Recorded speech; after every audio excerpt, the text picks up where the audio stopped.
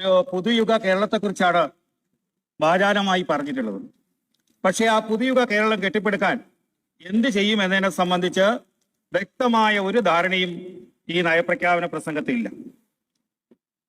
കഴിഞ്ഞ ഗവൺമെന്റ് കാലഘട്ടത്തിൽ ഇപ്പോ ഭരണകക്ഷിയായിട്ടിരിക്കുന്നവർ ഈ നിയമസഭയ്ക്കകത്ത് ലോകസഭയ്ക്ക് മുന്നിലും വിളിച്ച ഒരു മുദ്രാവാക്യം, ഒരു പാട്ടുണ്ട്. സ്വർണം കട്ടവൻ ആരപ്പ, സഖാക്കളാണേ അയ്യപ്പ. വളരെ വ്യാപകമായി ഈ ഇരിക്കുന്ന നിയമസഭാ സാമാജികർ അടക്കം പാടിയിട്ടുള്ളതാണ്.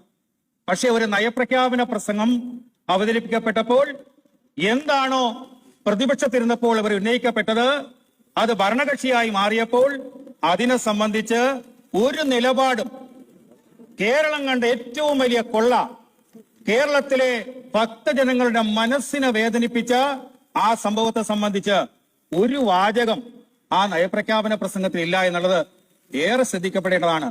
കാലാകാലങ്ങളായി രണ്ടുപേരും ഒരേ മനസ്സോടുകൂടി പ്രവർത്തിക്കുന്നവരാണ്. ആരോപണ പ്രത്യാരോപണങ്ങൾ നടത്തും, പക്ഷേ തെളിയിക്കാനുള്ള ഭരണപരമായ ഉത്തരവാദിത്വം ഇവിടെയും കാണിക്കുന്നില്ല എന്നാണ് ഇത് സൂചിപ്പിക്കുന്നത്. അഴിമതിയെ സംബന്ധിച്ച് വളരെ വാചാലമായി ഈ നയപ്രഖ്യാപന പ്രസംഗത്തിൽ പറയുന്നുണ്ട്. ഒരൊറ്റ കാര്യം, CMRLുമായി ബന്ധപ്പെട്ട് മന്ത്രിസഭയുടെ മുഖ്യമന്ത്രിയുടെ നിലപാടെന്താ? അദ്ദേഹത്തെ കുറിച്ച് ഒരു പരസ്യവാചകമുണ്ട്, ഒരുപാട് ഫ്ലെക്സ് സ്ഥാപിച്ചിട്ടുണ്ട്. നിലപാടുകളുടെ രാജകുമാരൻ. ഞങ്ങളെ സംബന്ധിച്ചിടത്തോളം കേരളത്തിന്റെ മുഖ്യമന്ത്രി അങ്ങനെ തന്നെയാകണം, നിലപാടുകളുടെ രാജകുമാരൻ. ശബരിമല വിഷയത്തിൽ നിലപാടുകളുടെ രാജകുമാരനാകണം, CMR വിഷയത്തിൽ നിലപാടുകളുടെ രാജകുമാരനാകണം. കേരളത്തിലെ ഒരു രാജ്യസഭാംഗം ഇപ്പോ ഈ വിവാദ വിഷയം വന്നപ്പോൾ ED റെയ്ഡുമായി ബന്ധപ്പെട്ട് പറഞ്ഞപ്പോൾ ഒരു രാജ്യസഭാംഗം പറഞ്ഞത് 15 വർഷക്കാലമായി CMRL 182 കോടി രൂപയുടെ ഇടപാട് നടത്തിയിട്ടുണ്ട്.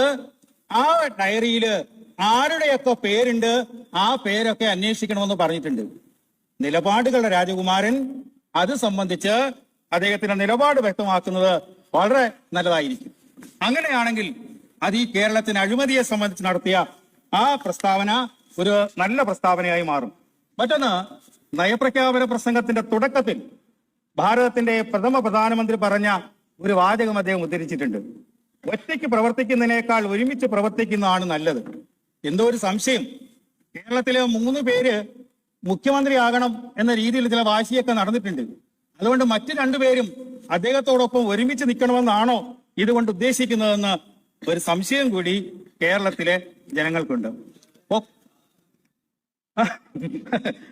അത് ഒരു തട്ടിക്കൂട്ട് നയപ്രഖ്യാപനം എന്നതിനപ്പുറം ഇതിന് യാതൊരു വിധമായ പ്രാധാന്യമില്ല. ദേവസ്വം ബോർഡിനെ കുറിച്ച് ഭാരതത്തിന്റെ ആധ്യാത്മികതയ്ക്ക് വലിയൊരു അടിത്തറയുണ്ട്. ഇവിടെ എന്താ പറഞ്ഞിട്ടുള്ളത്? ദേവസ്വം നയം ഒരു തീർത്ഥാടന സർക്യൂട്ട്. അതാണോ ഭാരതത്തിന്റെ ആധ്യാത്മിക അടിത്തറയെ സംബന്ധിച്ച്? ഇവിടെ സൂചിപ്പിക്കേണ്ടായി വന്ദേ ഭാരതത്തെ സംബന്ധിച്ച് എന്താ വരികളുടെ അർത്ഥം? 2 വരി എന്താ ചെല്ലാൻ പറ്റാത്തത്? 10 കൈകളിൽ ആയുധമേന്തിയ ദുർഗ നീയാണ്, താമരപ്പൂവിൽ വിഹരിക്കുന്ന ലക്ഷ്മി നീയാണ്, വിദ്യ നൽകുന്ന സരസ്വതിയും നീയാണ്, നിന്നെ ഞാൻ വന്ദിക്കുന്നു. ഇത് ഭാരതത്തിന്റെ ആധ്യാത്മിക അടിത്തറയിൽ നിന്നുകൊണ്ട് എഴുതിയതാ. അത് ഇവിടെ എവിടെയാണ് വർഗീയതയുള്ളത്? ഭാരതത്തിന്റെ ആധ്യാത്മിക അടിത്തറയ്ക്ക് അതിൻ്റെതായ പ്രത്യേകതകളുണ്ട്. ഇവിടെ അതുപോലെ തന്നെ സാമൂഹ്യ നീതിയോട് കൂടിയ സാമ്പത്തിക വളർച്ച, നീതിപൂർവമല്ലാത്ത വികസനം അസമത്വം സൃഷ്ടിക്കും എന്നൊക്കെ ഇത് നയപ്രഖ്യാപന പ്രസംഗത്തിൽ പറയുന്നുണ്ട്. സ്കൂൾ പ്രവേശനോത്സവം കഴിഞ്ഞ് ഒരു 8ാം ക്ലാസ് വിദ്യാർത്ഥി വീട്ടിൽ ചെന്ന് അമ്മയോട് ചോദിക്കുക, അമ്മ 63 ആണോ വലുത്, 22 ആണോ വലുത്? ഒരു സംശയം. നിലപാടുകളുടെ രാജകുമാരനായ ബഹുമാനായ മുഖ്യമന്ത്രി കേരളത്തിന്റെ പൊതുസമൂഹത്തിന് മുന്നിൽ ഇതിലേതാണ് വലുത് എന്ന് തെളിയിക്കപ്പെടേണ്ട ദിവസങ്ങളാണ് നമ്മുടെ മുന്നിൽ വരുന്നത്. ഇവിടെ ഇപ്പോ ആരാധനായ ഭാരതത്തിന്റെ പ്രധാനമന്ത്രി അദ്ദേഹം ചില പദ്ധതികൾ പ്രഖ്യാപിച്ചപ്പോൾ പറഞ്ഞു, ഇത് മോഡിയുടെ ഗ്യാരണ്ടിയാണ്.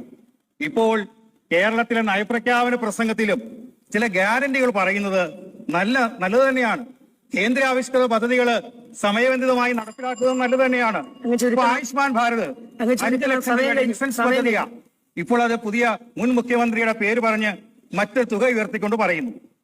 ഇവിടെ യുവാക്കൾക്ക് മുദ്രാ ലോൺ പ്രകാരം 6 ലക്ഷം രൂപ വരെ ഈടില്ലാതെ വായ്പ നൽകുന്നുണ്ട്. അപ്പോഴാണ് യുവാക്കളെ വഞ്ചിക്കാൻ 5 ലക്ഷം രൂപ ഇവിടെ വായ്പ കൊടുക്കും എന്നതടക്കം ഏത് കാര്യം നോക്കിയാലും ഇവർക്ക് ഒറ്റ അജണ്ടയുള്ളൂ, ബഹുമാനപ്പെട്ട അംഗം പ്ലീസ് കൺക്ലൂഡ്. അതുകൊണ്ട് തന്നെ സമയം പാലിക്കണം. Please conclude. പ്രായോഗിക തലത്തിൽ യാതൊരു ബന്ധവുമില്ലാത്ത ഈ നയപ്രഖ്യാപനത്തെ എതിർക്കുന്നു.